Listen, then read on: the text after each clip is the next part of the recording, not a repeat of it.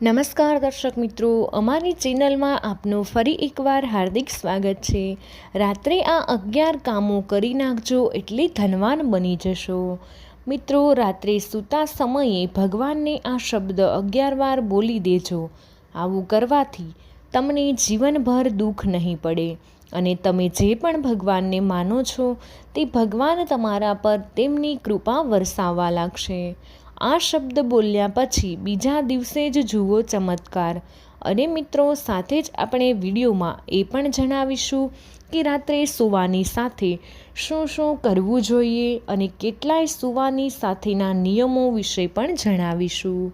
મિત્રો, કઈ દિશા બાજુ પગ રાખવા જોઈએ, કઈ દિશા બાજુ માથું રાખવું જોઈએ, પતિ પત્નીઓએ કેવી રીતે રાત્રે સૂવું જોઈએ, કયા સમયે સૂવું યોગ્ય માનવામાં આવે છે, તેવા કેટલાય મહત્ત્વના મુદ્દા વિશે આપણે આજના વિડીયોમાં વાત કરવાના છીએ।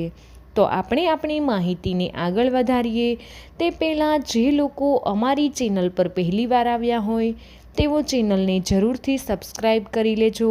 વિડીયો પસંદ આવે તો વિડીયોને લાઈક કરી દેજો, તમારા મિત્રો સાથે વિડીયોને શેર પણ કરી દેજો।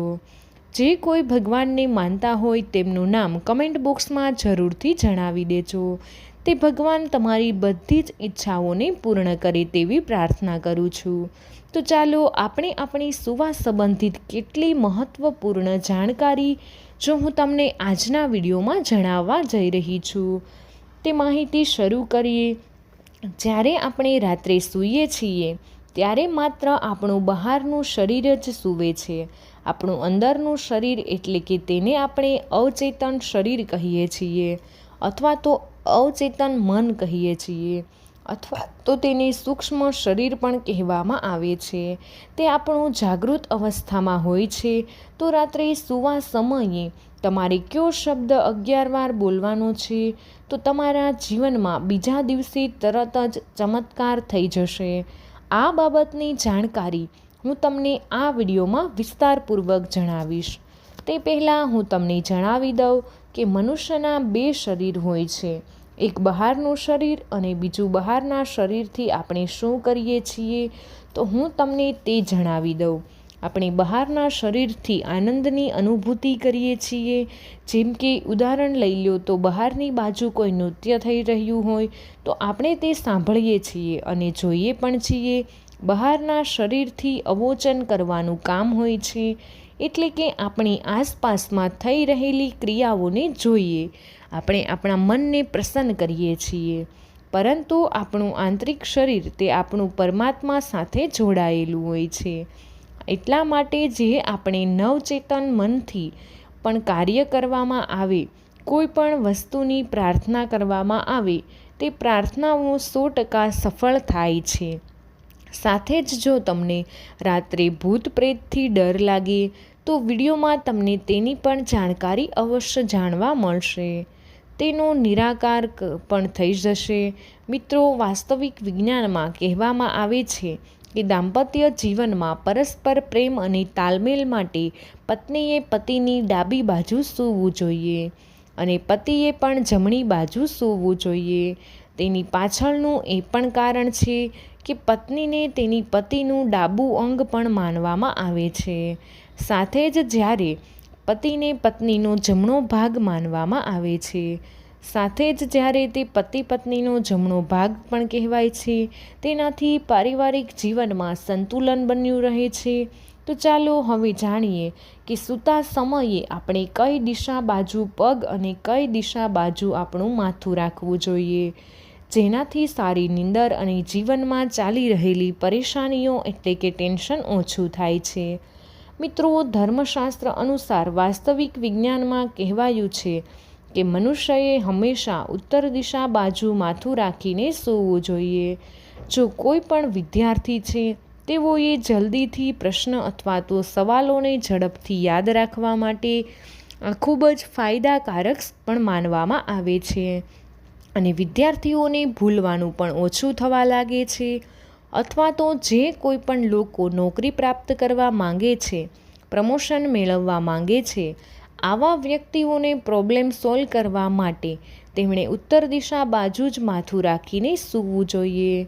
જે લોકો પૂર્વ દિશા બાજુ મુખ રાખીને સૂવે છે તેમણે પૂર્વજન્મમાં એટલે કે પહેલાં જો કોઈ કર્મ કરેલા હોય તો તેનું પુણ્ય હોય છે તે પણ કરેલા પાપ કર્મ અથવા તો કોઈ પણ પૂર્વ સમયમાં બનેલી ઘટના હોય તો તેવી ઘટનાઓ તેમને પૂર્વ દિશા બાજુ મુખ રાખીને સૂવે તો યાદ આવે છે. પશ્ચિમ દિશા બાજુ મુખ રાખીને સૂવાથી દેવતાઓની ખાસ પ્રકારની કૃપા પ્રાપ્ત થાય છે. આ કોઈ સાધારણ કૃપા નથી, પરંતુ દેવતાઓની અસીમ કૃપા પ્રાપ્ત થાય છે. સુખનો વરસાદ થાય છે. જીવનમાં આનંદને આનંદ જ રહે છે. મિત્રો, આપણે આ સાથે જ એક મહત્ત્વનો પ્રશ્ન એટલે કે આપણે સૂતા સમયે કયા મંત્રનો જાપ કરવો જોઈએ તો ચાલો તેના વિશે જાણી લઈએ. તો આપણા ધર્મશાસ્ત્રમાં કહેવામાં આવ્યું છે કે જો કોઈ પણ વ્યક્તિ સૂતા સમયે ગાયત્રી મંત્રનો ઓછામાં ઓછો 5 વાર જાપ કરીને સૂવે છે તો ખૂબ જ ઝડપથી ગાઢ નીંદર આવી જાય છે. સાથે જ તેમને જે પણ કોઈ થાક હોય તે દૂર થઈ જાય છે. પરંતુ ગાયત્રી મંત્રના જાપ કરવાનો એક ખૂબ જ ખાસ નિયમ છે. ગાયત્રી મંત્રને ક્યારેય મુખથી સ્વર વડે ન બોલવો જોઈએ, પરંતુ તમે તેની જગ્યાએ તમારા મનથી તમે ચિંતન કરી શકો છો. તેને વેદ મંત્ર કહેવામાં આવે છે. જો તમે તેને મનથી ચિંતન કરીને સૂવો છો તો તમને જે કોઈ પણ થાક હોય તે જલ્દી જ દૂર થઈ જાય છે અને તેની સાથે જ ગાઢ નીંદર આવી જાય છે. સાથે જ ભૂત પ્રેત અને બધાથી પણ આપણો બચાવ થાય છે. પ્રેત આત્મા, ભૂત આત્મા, જાદુ ટોણા વગેરે આપણને સ્પર્શ નથી કરી શકતા, કેમ કે ગાયત્રી મંત્રનો જાપ કરતાં જ આપણા શરીરમાં એક અલગ જ પ્રકારની ઉર્જાનો વાસ થાય છે. તો આની સાથે જ એક આગળનો પ્રશ્ન એ છે કે કેટલાય લોકો એવું વિચારે છે કે આપણે કેટલા વાગે સૂવું જોઈએ જેનાથી આપણું જીવન સારી રીતે પસાર થઈ શકે, તેની સાથે જ આપણા જીવનમાં આધ્યાત્મિક ઉન્નતિ થાય અને આપણે એક સફળ વ્યક્તિ બનીએ. તો મિત્રો, તેનો જવાબ એ છે કે ધર્મશાસ્ત્રમાં જણાવવામાં આવ્યું છે કોઈ વ્યક્તિઓએ 11 વાગ્યા પહેલાં જ સૂઈ જવું જોઈએ અને 9 વાગ્યાની આજુબાજુ તમે સૂઈ શકો છો. પરંતુ જો તમે 9 વાગ્યાની આજુબાજુ સૂવાનો સમય નથી મળતો તો તમે 11 વાગે સૂઈ શકો છો. બીજો પ્રશ્ન છે કે સવારે કેટલા વાગે ઉઠવું જોઈએ તો તેનો જવાબ છે કોઈ પણ વ્યક્તિ બ્રહ્મ મુહૂર્ત એટલે કે સવારના 3 વાગ્યાથી 5 વાગ્યાનો સમયગાળો હોય છે તે સમયગાળા દરમિયાન ઉઠી શકે છે.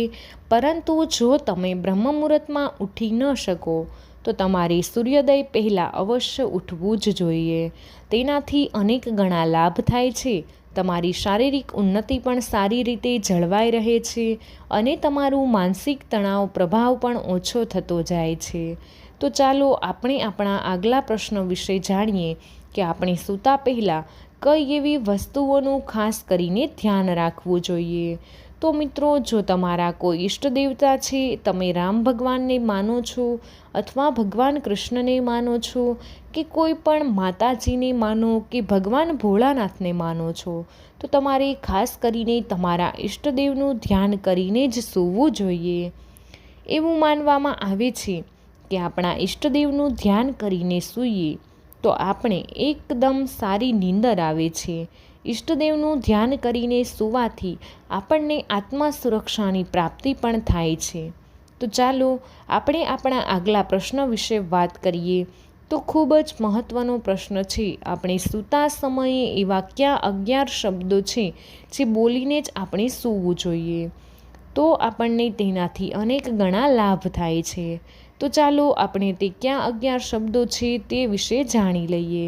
સૌપ્રથમ તો તમે જે કોઈ પણ દેવી દેવતાઓને માનો છો અથવા તો તમે જે કોઈ પણ ઈષ્ટદેવને માનો છો તો તમારે તેમના મંત્રનો જાપ ઓછામાં ઓછો 11 વાર જરૂર કરવો જોઈએ.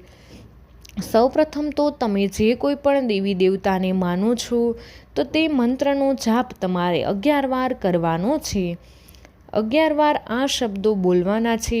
સૌથી પહેલાં શબ્દ બોલવાનો છે કે મારી ઈચ્છા પૂર્ણ કરો.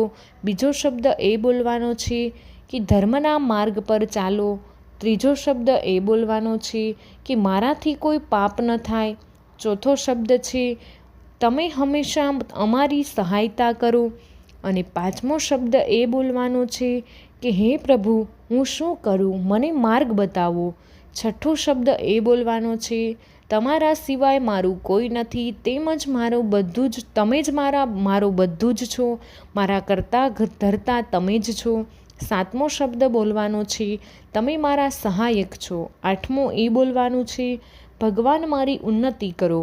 નવમું એ બોલવાનું છે ભગવાન મને તમારા ખોળામાં સુવડાવો, મને સારી નીંદર અપાવો.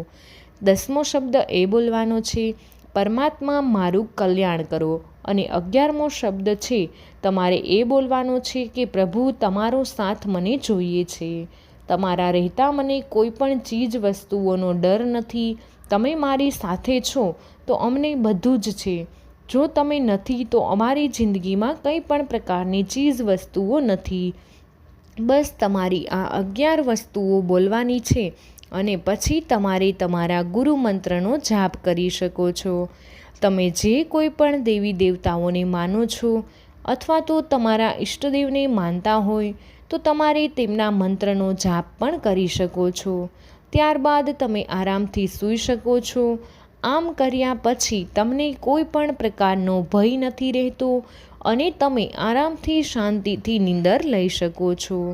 મિત્રો, એવું માનવામાં આવે છે જે કોઈ પણ વ્યક્તિ રાત્રિના સમયે આ શબ્દને બોલે છે, આ શબ્દ બોલીને સૂવે છે, ત્યારે આપણું અવચેતન મન તે જાગૃત અવસ્થામાં હોય છે.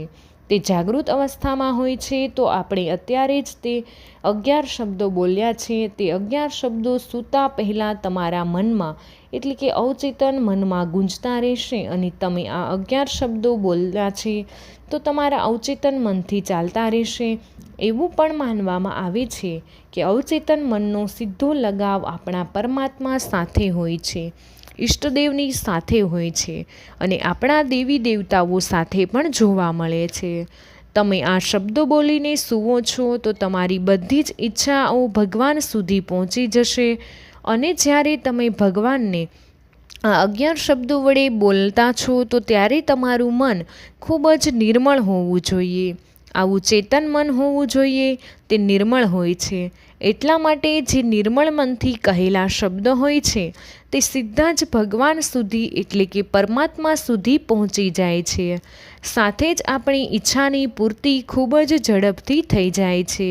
તો મિત્રો, તમે જે કોઈ પણ શબ્દ બોલીને સૂવો છો તે શબ્દોની પૂર્તિ થાય છે, તેમાં કોઈ જ પ્રકારની શંકા નથી. મિત્રો, આ સાથે હું આશા રાખું છું કે તમને આ જાણકારી પસંદ આવી હશે. તો મિત્રો, વિડીયો પસંદ આવ્યો હોય તો વિડીયોને એક લાઈક કરી દેજો. તમારા બધા જ મિત્રો સાથે વિડીયોને શેર કરી દેજો અને અમારી ચેનલ પર પહેલીવાર આવ્યા હોય તો ચેનલને જરૂરથી સબસ્ક્રાઈબ કરી દેજો. કમેન્ટ બોક્સમાં જય માં લક્ષ્મી અવશ્ય લખી દેજો.